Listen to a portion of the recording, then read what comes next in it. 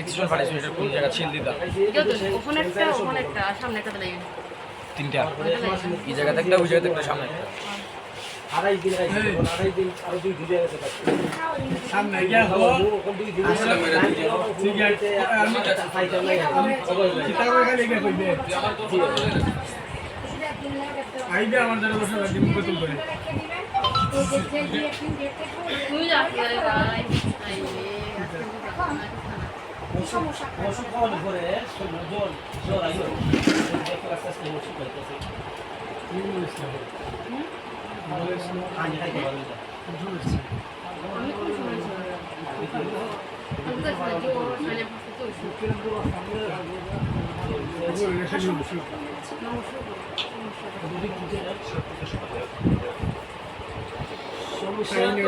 জ্বর আইতো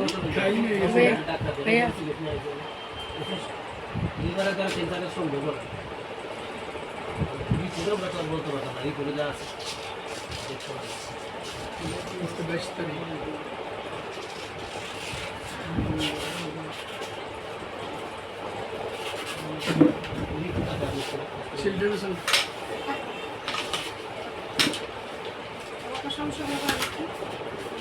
সমস্যা থেকে প্রথম জ্বর আইতো এক মাস আগে জ্বর দিলা আলতা দিলা ওজাউলি আসলে আমি ওষুধ তো নাই এই লিভারের দ্বারা ক্যান্সারের সম্ভাবনা শিওর নাই সিলে যাওয়ার পরে শিওর হয়ে যায়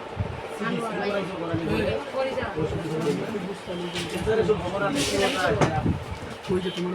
আপনারা যাকে পাই আমার তো জানে মানে এসিতে করতে পারে শিওর কইতে হয় ক্যান্সার এসিতে করতে পারে ভাই এখন তুই দূর বসে মাঝে এসিতে করলো তোমার ক্যান্সারের চিকিৎসা দিতে হবে বাড়িতে আল্লাহ ক্যান্সারের কোনো চিকিৎসা নাই চিকিৎসা করতে কি করবা মনে আছে আল্লাহ করে বাড়িতে নিয়েছে তো আমার বাইরে দেখতে একটা মানুষের যতক্ষণ শ্বাস থাকে ততক্ষণ গার্ডিয়ান হিসেবে আপনার জন্য দায়িত্ব কি হবে আমার আব্বা একটা মানুষের শ্বাস থাকা অবস্থায় সন্তান হিসেবে আপনার কর্ম যতক্ষণ শ্বাস আছে ততক্ষণ চেষ্টা করা যেভাবে আমার বাবা সুস্থ হবে ততটুকু আমাদের একজন ডক্টর হিসেবে ডাক্তার হিসেবে আমাদের রেসপন্সিবিলিটি আমি মনে করি যে শ্বাস থাকা অবস্থা শ্বাস যাওয়ার আগ পর্যন্ত আমরা কি করি চেষ্টা করি তার ক্ষেত্রে আমাদের এলোপ্যাথিক সেকশনের ভিতরে উনি থাকি উনি ডাক্তার যিনি বলছেন এলোপ্যাথিক ডাক্তার যিনি বলছেন আমি ওনাকে সম্মান রেখে বলছি যে আসলে উনি কীভাবে এটা বলতে পারেন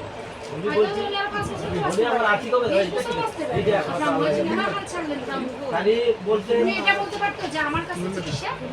নাই আমি পারতেছি না আমি আপনারা অন্য কোথাও নিয়ে যান অন্য কোনো ক্যান্সার বিশেষজ্ঞের কাছে নিয়ে যান সেটা এলোপ্যাথিক সেকশন হোক হোমিওপ্যাথিক সেকশন হোক চেষ্টা তো করা লাগবে তাই আমাদের আর্থিক অবস্থা দেখে মনে করছেন আপনার ঠিক করবেন হয়তো ক্যান্সার জমা দেওয়ার পরে আপনি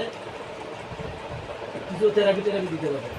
টাকা যদি আমরা টাকাটা ব্যবহার করতে পারবো আমি চেষ্টা করবো তাহলে সাইল বাইকে তুইলে আমার আব্বার দেখাইতে পারবো